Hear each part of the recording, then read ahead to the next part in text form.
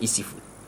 Le Millennium Challenge Account Bénin s'engage pour la modernisation de la douane béninoise. Dans le cadre de son projet Accès au marché, le MCA a procédé ce vendredi au lancement des activités d'extension du Sidonia++.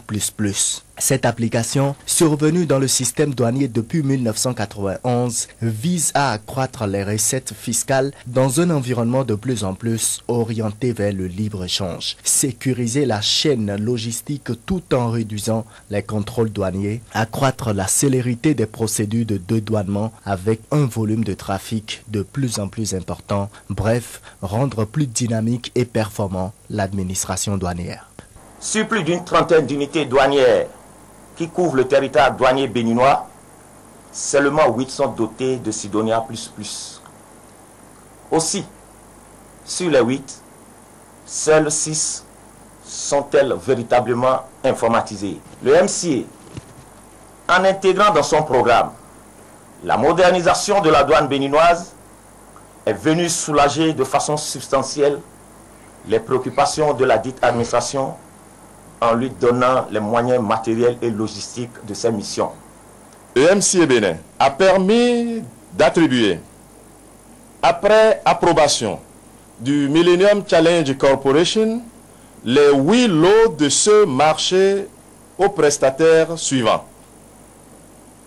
Isocel Bénin, pour le lot 1, relatif à la fourniture d'équipements et à la mise en œuvre des liaisons d'interconnexion VSAT. Sont-elles technologies pour les lots 2, 4 et 8 portant sur... Toutefois, ces prestataires de services doivent tout mettre en œuvre pour achever ces actions dans les délais contractuels prévus. Le programme du Bénin pour le Millennium Challenge Account s'achève en septembre 2011. Le temps joue contre nous et nous devons tout mettre en œuvre dans les délais contractuels. Aucune prorogation ne sera accordée. Le coordonnateur du MCA Bénin a également rappelé aux responsables des douanes et 3 indirects les prérequis à satisfaire par leur administration pour garantir un succès total à cet important marché relatif à l'extension du Sidonia++. Il s'est ouvert ce jeudi à Porto Novo un atelier d'élargissement et d'automatisation du réseau national d'éducation des droits humains. L'objectif est de renforcer le travail en réseau des acteurs impliqués dans la promotion des droits de l'homme. Voici le compte-rendu de la séance d'ouverture avec Bérénice Laoyi. La promotion des droits humains constitue l'une des questions préoccupantes de la lutte menée par un nombre d'acteurs de la société civile. En avril dernier, le réseau national d'éducation aux droits humains a été mis en place pour permettre aux 15 organisations impliquées dans le projet Éducation aux droits humains en Afrique, initié par Amnesty International, de disposer d'un cadre d'échange et d'information. Ce réseau est aujourd'hui renforcé par l'intégration d'acteurs externes à ce projet, assuré par Amnesty International Bénin et le WILDAF Bénin. L'un des aspects majeurs du projet Éducation aux droits humains en Afrique est le travail en réseau et en synergie et l'échange des bonnes pratiques en matière d'éducation aux droits humains à l'échelle nationale.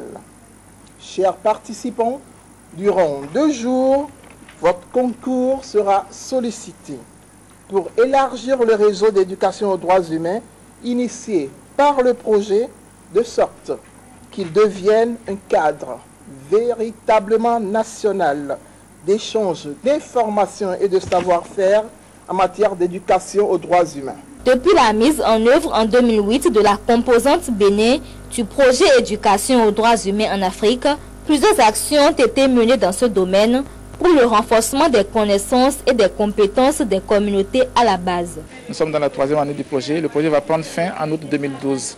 Nous avons pu exécuter 10 micro-projets déjà, toucher environ 5500 personnes sur toute l'étendue du territoire national. Nous intervenons dans 7 départements et 12 communes. Exposés, débats, travaux de groupe et discussions en plénière sont entre autres activités prévues pour meubler ces assises qui prennent fin ce vendredi et auxquelles prennent part près de 36 acteurs impliqués dans la protection et la promotion des droits humains. La ville de Cotonou pourra-t-elle un jour être débarrassée des camions qui encombrent ses artères? C'est bien possible et cela se fera sentir dans les tout prochains jours avec le lancement des activités de la société Solutions technologiques des transports au Bénin. La STTB a désormais l'exclusivité du traitement et du suivi de tous les camions de marchandises qui exploitent le port de Cotonou. La structure dispose d'un système moderne de gestion informatisée des gros porteurs usagers du port. Rudolf Karl et bienvenue Hongrie. Aux alentours du port de Cotonou et même dans toute la ville, le stationnement anarchique des camions passe pour être un problème sans solution, tellement les tentatives pour y mettre fin ont été vaines. Pendant que tout le monde semble se résigner, la société STTB pense avoir la solution. Nous avons pensé à la solution technologique pour pouvoir résoudre le problème dans son vrai sens. Une réponse technologique que voici. Désormais, les camions usagers du port seront suivis depuis ce centre de contrôle. Grâce à une boîte noire installée sur chaque véhicule, le contact sera permanent avec cette tour de surveillance. Il ne pourra plus venir dans ce port autorisé. L'entrée est biométrisée. Il ne peut pas rentrer s'il n'a pas la boîte noire. Même avec la boîte, ce n'est pas automatique. Il faut être appelé depuis ici. Sinon, les conducteurs ne pourront même pas venir à Cotonou. 3 packs de regroupement de grande capacité leur sont ouverts à Dregbe, Zé et Godomé. C'est désormais une nouvelle génération que se feront les formalités douanières et policières et non plus dans l'enceinte du port.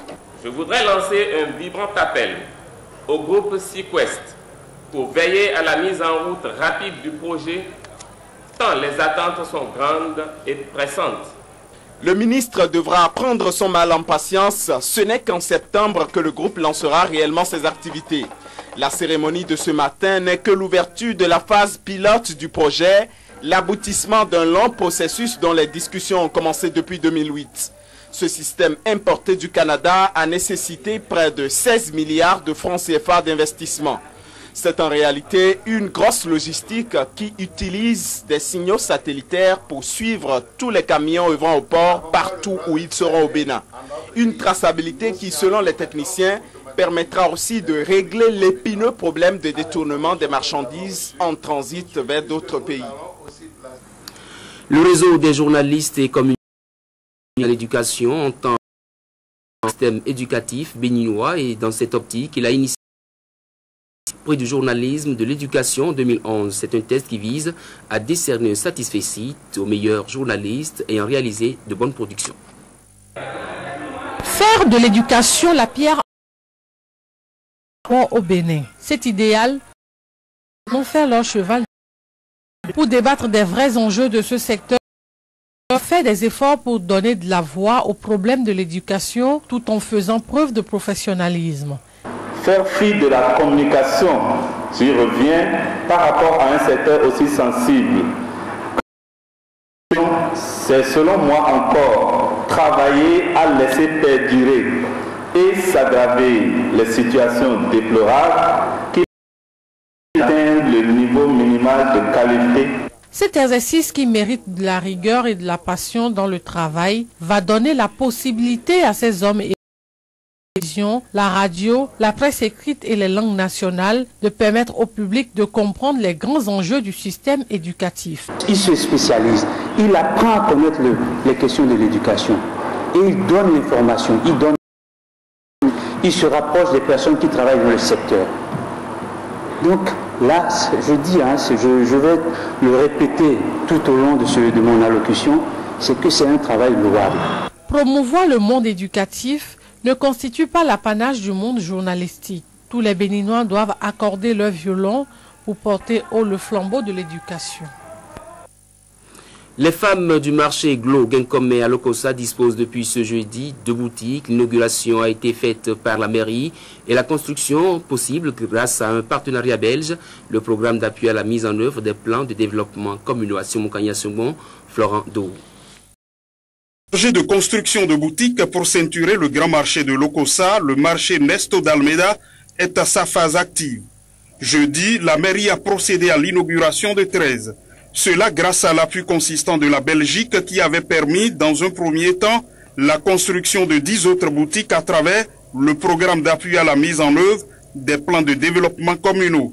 Vous constatez avec moi que les efforts qui sont déployés dans ce sens sont énormes. Je voudrais remercier très sincèrement le PAPDC pour ce soutien, appuyer notre volonté de développer l'OCOSA. La gestion par la mairie des projets partenaires belges transparente, ce qui a permis le financement des 13 dernières boutiques dont les usagers sont appelés. Population de l'OCOSA, Almeida de l'OCOSA vient de bénéficier d'importantes infrastructures marchandes. Il vous revient d'en faire bon usage pour aider la commune à améliorer les ressources propres à travers la mise en place d'un mode de gestion qui assure l'évolution des recettes communales. 6 autres boutiques seront bientôt construites grâce aux mêmes partenaires au développement. Cela permettra, selon le maire de la commune d'Akpessossou, d'achever le projet de ceinturage du marché Nesto d'Almeida.